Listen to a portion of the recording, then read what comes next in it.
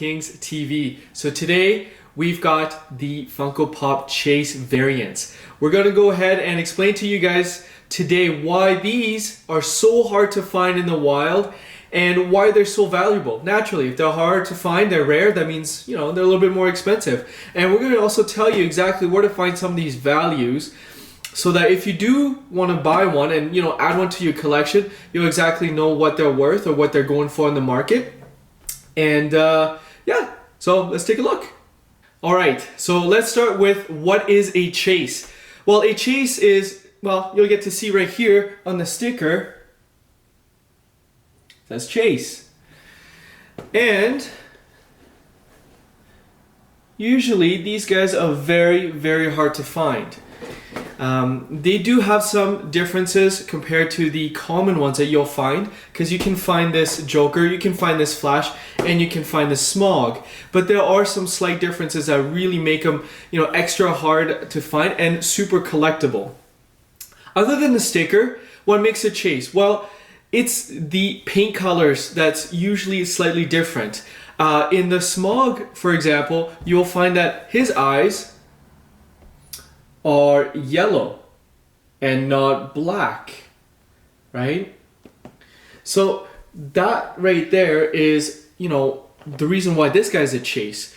Now, if we look at the Flash,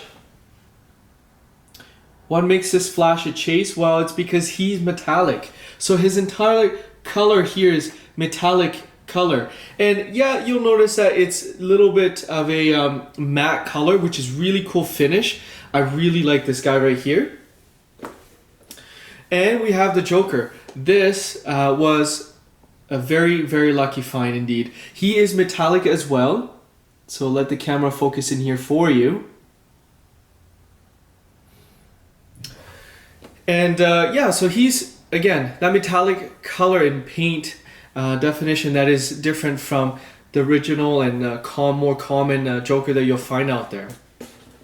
So what makes these chases, you know, so rare and sought after, and why they're so collectible? Well, you know, the whole rare thing to begin with. Anybody who's a collector always wants to find that, you know, one-off or that very limited edition, you know, piece for their own collection. Certainly for myself, right?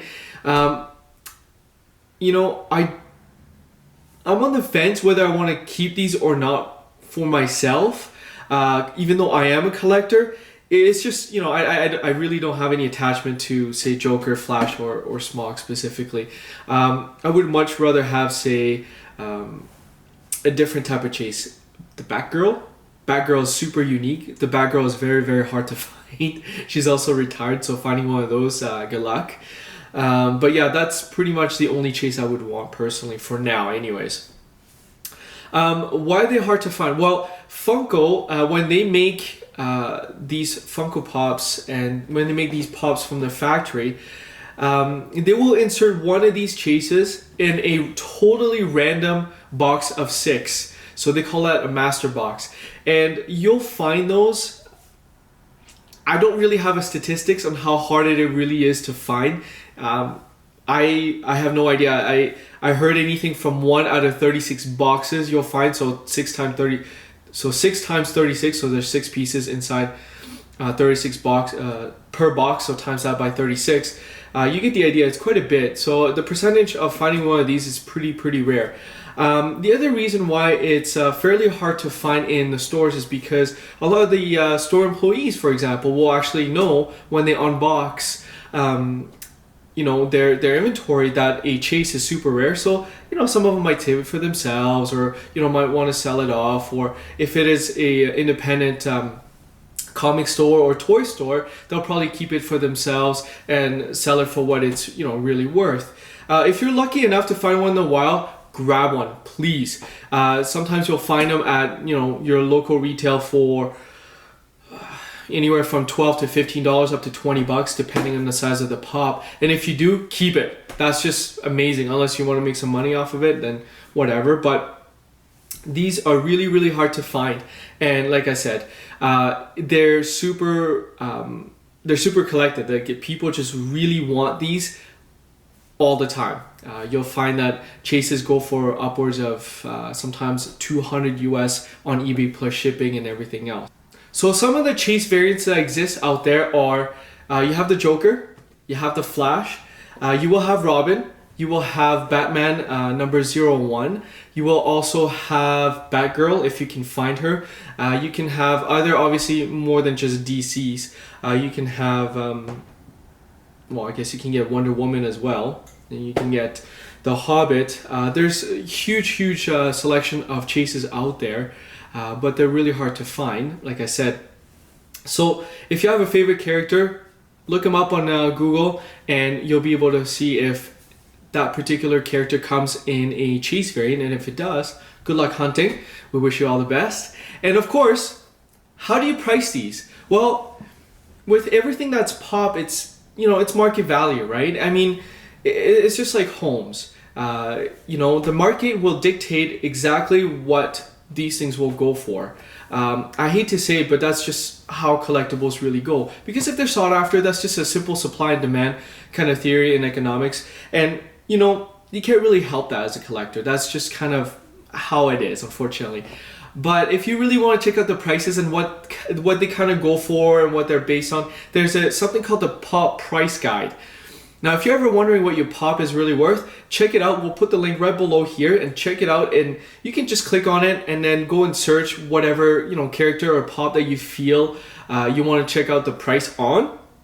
And it will show you exactly the type of variants that do exist for and what they're selling for. You know, how many people actually want it and how many people own it. It's kind of cool. It's a guideline. It's not, you know, facts. It's not, you know, whatever, right? It's just a guideline so that people can go in there and have an idea of what their chases are worth.